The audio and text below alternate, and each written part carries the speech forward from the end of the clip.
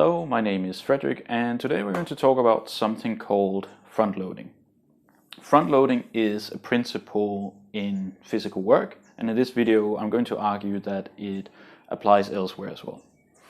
Now, if we talk about physical work first specifically, what front loading talks about is when you have a workout, whatever you do first in that workout is the thing that you're going to adapt to the strongest. Let's use the example of squatting, for instance. So you do some kind of warm-up, then you do your squats, and then you would do what we sometimes call secondary or accessory movements after that. So that might be your hamstring and your calf drills following the squatting. Now that's all fine and good, and it's a very sensible way to go about this type of training. If you want to get stronger in squatting, it doesn't make sense to reverse the order. You would be fatigued from the calf raises and the hamstring exercises, and you wouldn't perform as well in the squat. Now, there's sometimes that there is exceptions to it. For instance, with beginners doing deadlifts, while you may adapt stronger to doing deadlifts first in the workout, they can also be very fatiguing. And if you need to do other movements after, they would not have a high enough quality and you would be in risk of hurting yourself. This applies specifically to beginners. More intermediate and advanced trainers is not the case.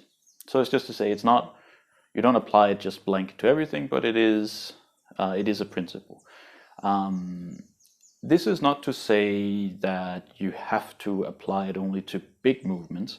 So in bodybuilding circles, for instance, it's recognized that if you have a weak or a lacking body part, one of the issues is often that it always gets rejected to the end of the workout. So calves is a classic example that a lot of people struggle to bring them up to a standard comparable to the rest of the body.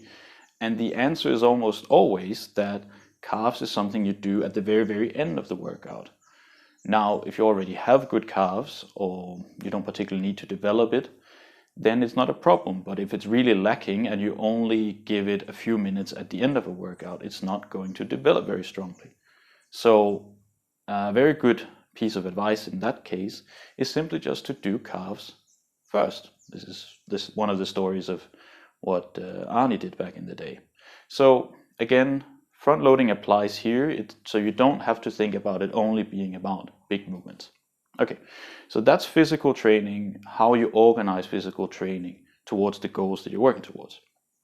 Now, if we look at it in a bigger picture, thinking about it as a question of motivation, front loading is very useful if you have a problem in terms of you have an intention, you have a will that you want to train more, you're not being consistent with your training. And I think we all have this experience of later in the day, the afternoon and the evenings are often filled with work and social responsibilities. Now, and there's also the question of like our willpower and decision fatigue. We have to make decisions, we have to do things. And then once you get to the end of the day and then you're like, I was going to do this workout, but then all these other things happen, now I don't have energy to train anymore. One of the ways to circumvent that whole endless cycle of trying to find energy and will is simply to do it early. It seems very simple, but it's, again, front loading. The things you do early, you adapt to it the more strongly, and you obviously have more energy to do it. So it's quite simple. There's always excuses, and I run into these a lot of the time. One of them, like I don't like training in the morning, I don't feel like it. It was very common, I don't feel like it. There's other reasons that are more subtle and it seems like a good reason. Like one of them is like, oh, in the morning, the intervertebral discs, like you have the spine and you have the little spongious tissue between the discs, they are more filled with liquid.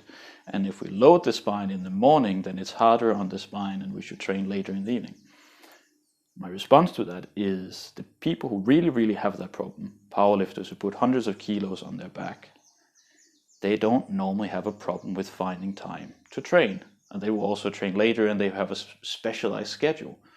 The people who bring up this as an excuse are the people it doesn't apply to. So that's one thing.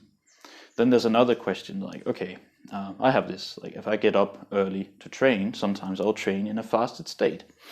It's true that if you had food and you have amino acids coursing around your bloodstream, and it would be more optimal. It would be more optimal.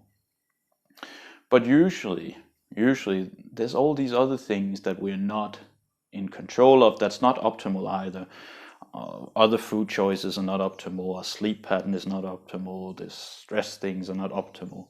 And then we worry about the fasting, which is really like the fifth thing on the list. Now, obviously you should eat after you've trained, but it's one of those ones. It's related to the thing with the intervertebral disc. If you think that's a problem, it's not a problem. So yeah, have something to eat if you have the time before, but otherwise you can eat after, and it's also fine. And it relates to this whole overthinking the problem. And yeah, cheers. So I'm not saying that you have to train early in the morning. I'm saying if it's an issue and it's something that you're struggling to develop a habit around, then using the principle of front loading can be very, very helpful.